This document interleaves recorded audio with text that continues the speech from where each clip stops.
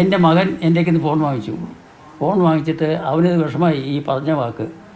എന്താ വെച്ചാൽ സുരേഷ് ഗോപി വരുന്നുണ്ട് പറഞ്ഞാൽ സന്തോഷമേ അവനുള്ളൂ. മകൻ പറഞ്ഞാൽ രഘുരാജാണ്. സുരേഷ് ഗോപി അതേ മോഹൻലാലും അതേ മമ്മൂട്ടി അതേ ആര് വരികയാലും അവന് വലിയ ബഹുമാനമുള്ള ആളാ ഈ കലാകാരന്മാരെയൊക്കെ. അപ്പോൾ സുരേഷ് ഗോപി വരുന്നുണ്ട് എന്ന് കേട്ടാൽ അതിന് സന്തോഷമേ ഉള്ളൂ. പക്ഷേ അപ്പം തന്നെ ഒരു കാര്യം പറഞ്ഞത്, സുരേഷ് ഗോപിയെ അനുഗ്രഹിക്കണം, അതിന് ആശാന് പത്മഭൂഷൺ കിട്ടണ്ടേ എന്നൊരു വാക്ക് അവനെ വല്ലാണ്ട് വിഷമിപ്പിച്ചു.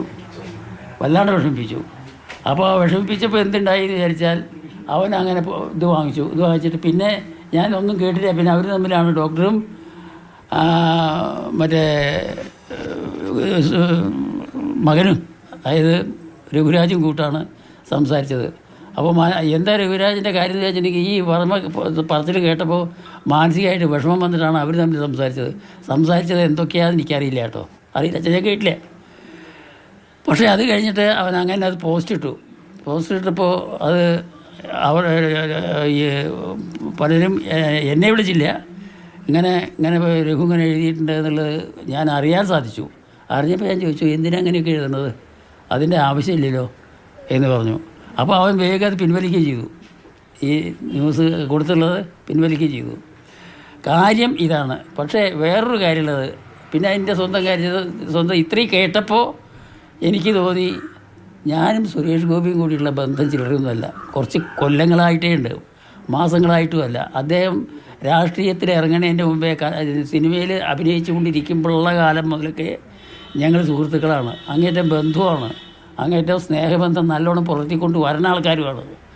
പിന്നെ ഇപ്പോൾ അദ്ദേഹം ഇപ്പോൾ രാഷ്ട്രീയത്തിൽ ഇറങ്ങിയെന്ന് വിചാരിച്ചിട്ട് അദ്ദേഹത്തിന് ഇപ്പോൾ എൻ്റെ അടുത്ത് വരാൻ ചോദിക്കണ്ടല്ലോ, ഒരാളോടും ചോദിക്കണ്ട. അപ്പോൾ അത് കാരണം ഞാൻ പറഞ്ഞു, ഇങ്ങനെ സുരേഷ് ഗോപിക്ക് എന്നെ കാണാൻ ഒട്ടും സംശയിക്കാതെ തന്നെ വരാം. അപ്പോൾ അത് ഈ സുരേഷ് ഗോപിയെ ആരൊക്കെയോ ചൂടാക്കിയതാണ് തോന്നുന്നുണ്ട്. ആരൊക്കെയോ സഹപ്രവർത്തകർ അല്ലെങ്കിൽ കൂടെ നടക്കുന്ന ആൾക്കാർ പറഞ്ഞ് ഈ പോസ്റ്റിലത്തെ കണ്ടിട്ടായിരിക്കും ചൂടാക്കിയതാണ് തോന്നുന്നു. അപ്പോൾ സുരേഷ് ഗോപി ഇങ്ങനൊരു വാക്ക് പറഞ്ഞു എന്ന് കേട്ടു.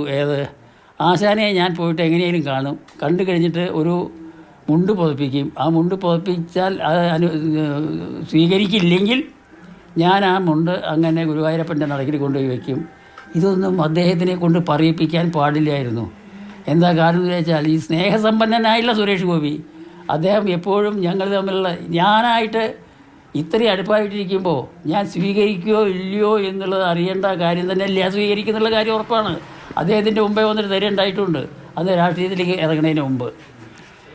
അപ്പോൾ എന്തിനാണെന്ന് വിചാരിച്ചാൽ, ഇങ്ങനെ ഒരു ദുഷ്പ്രചരണം ആൾക്കാർ സുരേഷ് ഗോപിയെ തെറ്റിദ്ധരിപ്പിച്ചിട്ടാണ് അദ്ദേഹത്തിന് ഇങ്ങനൊരു വാക്ക് പറയേണ്ടി വന്നത്. അത് കേട്ടപ്പോൾ എനിക്കും വിഷമായി. എന്താ വെച്ചാൽ, എന്തിപ്പോൾ അദ്ദേഹം എന്നോട് വിളിച്ച് ചോദിച്ചിട്ട് മതിയായിരുന്നു ഇങ്ങനൊന്ന് പറയൽ എന്നുള്ളത്. അദ്ദേഹത്തിന് ഞാൻ ഈ അദ്ദേഹത്തിനായിട്ട് എന്തെങ്കിലും മാനസികമായിട്ട് വിഷമം ഉണ്ടാക്കത്തക്കവണ്ണം ഒന്നും ഇതുവരെ പ്രവർത്തിച്ചിട്ടുമില്ല. പിന്നെ അദ്ദേഹത്തിൻ്റെ മകളുടെ വിവാഹത്തിന് പ്രത്യേകം ക്ഷണിക്കുകയും ചെയ്തു.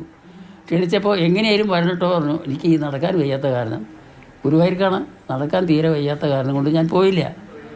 അപ്പോഴും സ്നേഹമാണെന്ന് അർത്ഥം, അപ്പോഴും അതിനൊരിതില്ല. അപ്പോൾ ഇത് കേട്ടപ്പോൾ അദ്ദേഹത്തിന് എന്നെ ഒന്ന് വിളിച്ച് ചോദിക്കാമായിരുന്നു എന്നൊരു സങ്കടം എനിക്കും തോന്നി.